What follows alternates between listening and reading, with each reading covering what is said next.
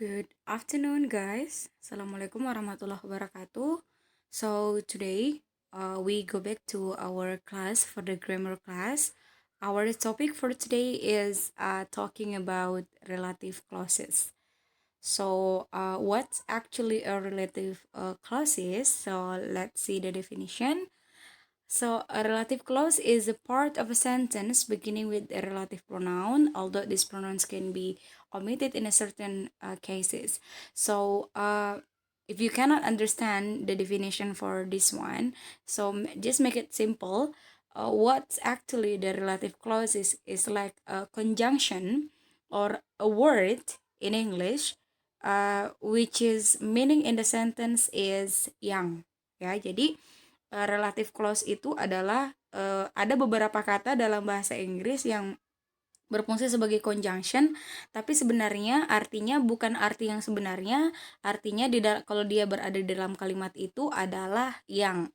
Okay, so let's see the example of the what's actually we can call as a relative clause. So this is the example.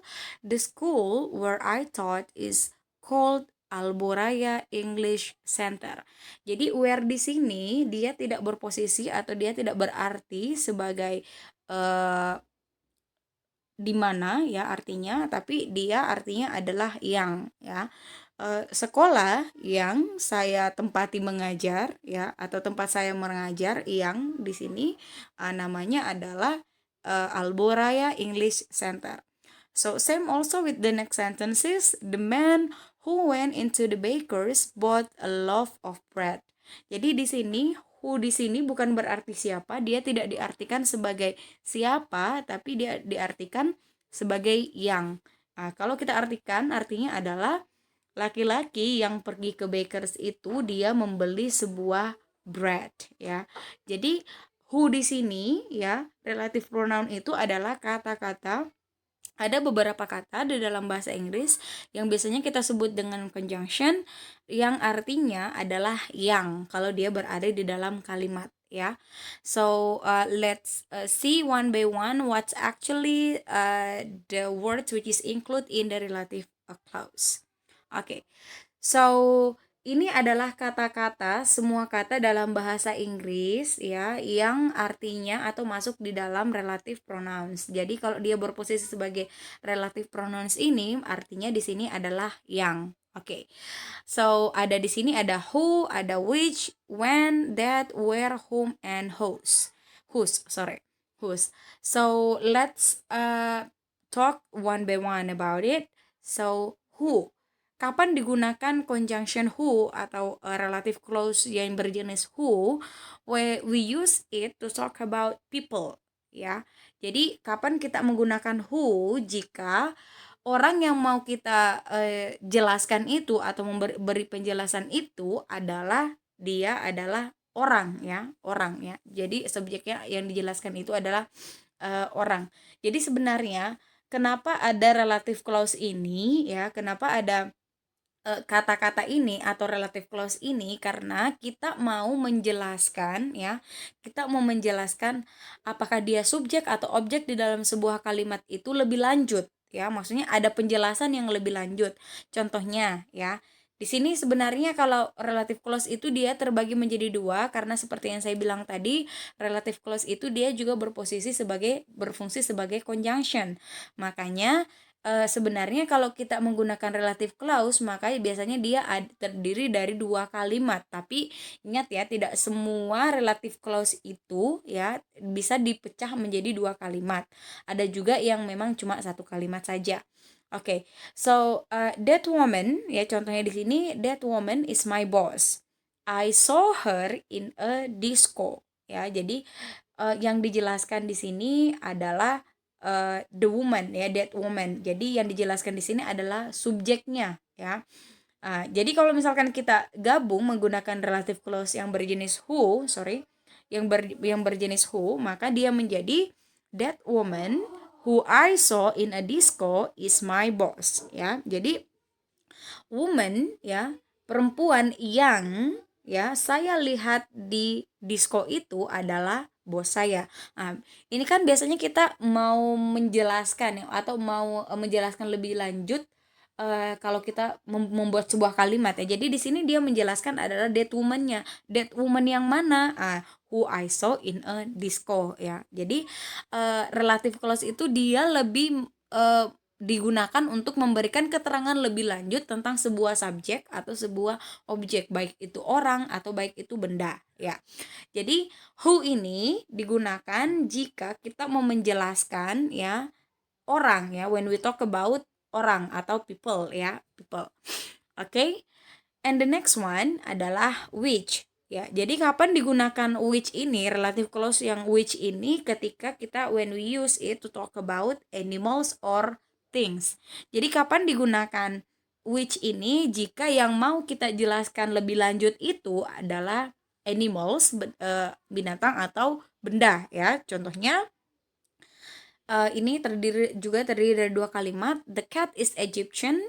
My sister bought it yesterday. Nah, jadi kalau misalkan dia digabung menjadi dua kalimat, dia menjadi the cat which my sister bought yesterday is Egyptian.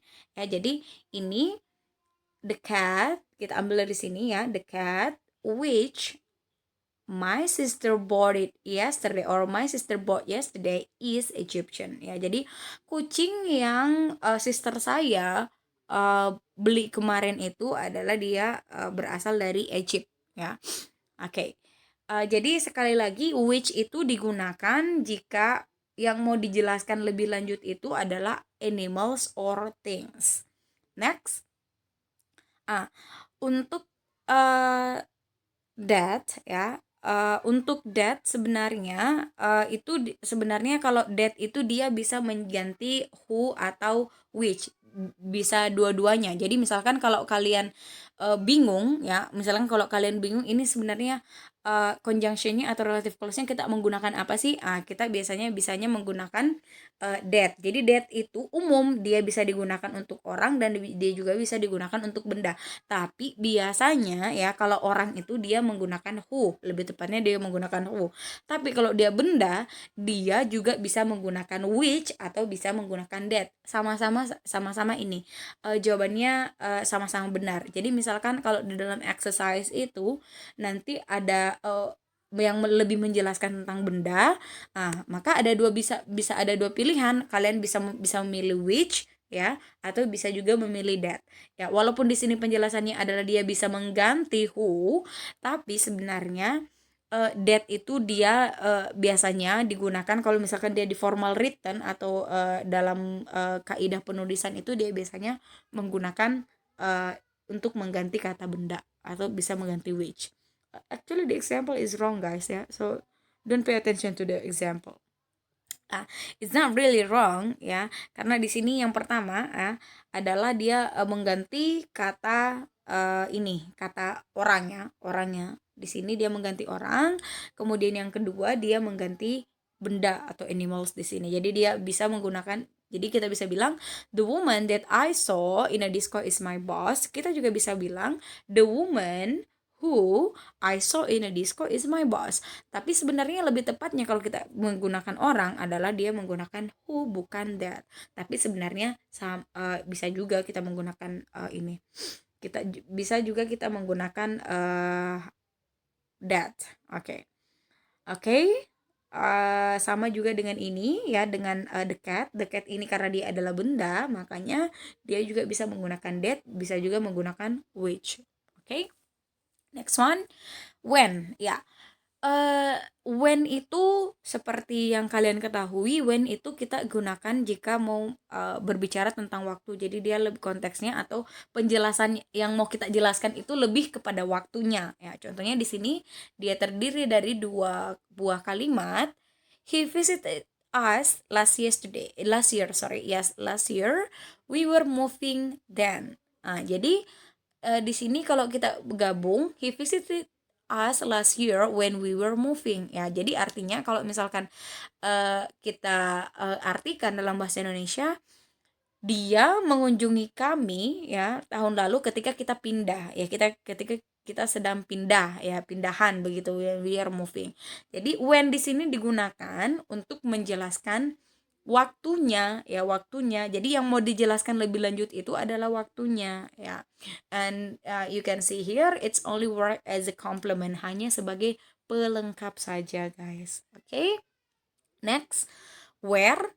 Jadi where itu seperti kalau misalkan dalam pertanyaan, sebenarnya where itu digunakan untuk berbicara tentang places atau berbicara tentang tempat ya. Jadi sometimes where ini juga bisa ini apa ya? Bisa uh, membingungkan ya. Jadi karena dia berbicara tentang tempat, makanya kita biasanya hanya menggunakan that atau hanya menggunakan which, yang notabene dia berbicara tentang benda. Pokoknya kalau dia berbicara benda, semuanya which atau semuanya that, nggak gitu ya. Jadi bisa dianalisa juga dari kalimatnya bahwa kalau misalkan dia yang mau lebih dijelaskan itu adalah tempatnya, maka kita menggunakan kata where. Contohnya di sini. Tom came to Italy yesterday. His girlfriend is living there. Jadi yang mau dijelaskan di sini kalau kita mau gabung kalimatnya adalah tempatnya ya. Jadi tempat ininya, tempat uh, girlfriendnya living itu di mana, di Italy. Jadi di sini kalau kita gabung, Tom came to Italy where his girlfriend is living yesterday. Jadi yang lebih dijelaskan di sini adalah tempatnya. Ya, jadi bukan bendanya ya. Jadi benda itu secara umum ya. Jadi yang perlu kalian ketahui, benda itu dia berbicara secara umum. Tapi kalau kita mau berbicara secara spesifik, lihat di sini. Dia kalau misalkan dia lebih kepada tempatnya, maka kita menggunakan where. Oke, next one. Whom. Untuk whom di sini guys, ini ya biasanya sih dia digunakan di formal English, jarang kita digunakan di spoken ya. Jadi kalau whom ini dia sebenarnya digunakan when we talk about people and it's the object of the sentence ya. Jadi seperti ini maksudnya. Uh, whom itu digunakan ya sebagai kata ganti, atau kalau kita mau menjelaskan objek di mana objeknya itu adalah orang ya. Jadi kalau kita analisa dari dalam kalimat ini adalah I adalah subjeknya, kemudian like adalah verbnya, kemudian the woman adalah objeknya. Kita menggunakan whom di sini. Kenapa? Karena objeknya ini adalah orang. Ya, sedangkan yang mau dijelaskan lebih lanjut adalah objeknya ini, makanya kita menggunakan whom. Contohnya seperti ini. I like the woman whom is standing in front of me. Ya, jadi yang dijelaskan di sini adalah the woman-nya, di mana the woman-nya berposisi sebagai objek dari sebuah kalimat ini. Ya. Tapi kalau misalkan yang dijelaskan adalah subjeknya,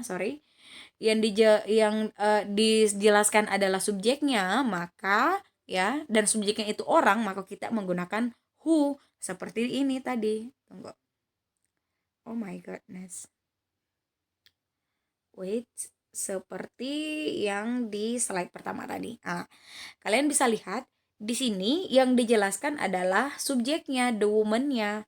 Sedangkan yang tadi yang tentang whom ini yang dijelaskan adalah objeknya. Jadi itu bedanya antara whom dengan who. Whom dengan who sama-sama dia bercerita atau dia menjelaskan lebih lanjut tentang orang. Tapi kalau who itu jika orang yang mau dijelaskan itu adalah dia berposisi sebagai subjek dalam kalimat itu. Sedangkan kalau misalkan whom yang dijelaskan itu, orang yang mau dijelaskan itu dia berposisi sebagai objek dalam kalimat itu guys ya. I hope you can understand the differences. Okay, next one. Whose. Whose ini digunakan when we talk about the possession atau kepemilikan ya. Jadi ketika kita mau berbicara misalkan apa ya? Ya, contohnya seperti ini. Last week I found a dog. Its owner was very rich ya. Minggu lalu saya menemukan sebuah anjing. Pemiliknya itu sangat kaya. Jadi kenapa kita menggunakan whose ini? Karena ingat di sini ada katanya pemiliknya. Jadi kalau misalnya kita gabung kalimatnya dia menjadi last week I found a dog whose owner ya was very rich. Ya, jadi minggu lalu saya menemukan sebuah anjing yang ownernya, pemiliknya itu sangat ini rich. Jadi yang dijelaskan di sini adalah ininya, positionnya, yang punyanya anjing itu ya. Makanya kita menggunakan whose bukan menggunakan that, karena di sini dia lebih berbicara atau lebih menjelaskan tentang yang punyanya anjing itu gitu kan. Jadi uh, whose itu digunakan untuk kepemilikan seperti itu ya. Jadi let me make a conclusion ya, one by one. So untuk who digunakan ketika kita yang mau dijelaskan itu adalah subjek dari sebuah kalimat, dan itu adalah orang ya, orang. Sedangkan which ya digunakan hanya untuk benda. Maksudnya yang mau lebih dijelaskan di dalam kalimat itu adalah bendanya. Ya terserah mau dia berposisi sebagai subjek kah, mau berposisi sebagai objek kah, intinya yang mau dijelaskan itu adalah benda, maka kita menggunakan which. Nah, sedangkan that itu dua-duanya kita bisa gunakan untuk benda dan kita bisa gunakan untuk orang. Ya, tapi that ini yang saya bilang tadi dia umum. Tapi biasanya kalau di dalam penulisan itu that ini dia lebih mengganti benda bukan orang ya, karena orang itu biasanya who. Kemudian untuk when, jika yang di dalam kalimat itu yang mau lebih jelaskan adalah time-nya atau waktunya, sedangkan where jika yang lebih mau dijelaskan itu adalah tempatnya. Kemudian untuk whose ya, jika yang mau lebih dijelaskan itu adalah kepunyaan, yang punyanya itu ya. Kemudian kalau misalkan whom sama-sama dengan who ya, cuma perbedaannya adalah whom itu digunakan jika kita mau menjelaskan objek di mana objeknya itu adalah orang ya. Jadi orang itu berposisi sebagai objek di dalam kalimat itu. Okay guys, I guess for the next slide you may read by yourself.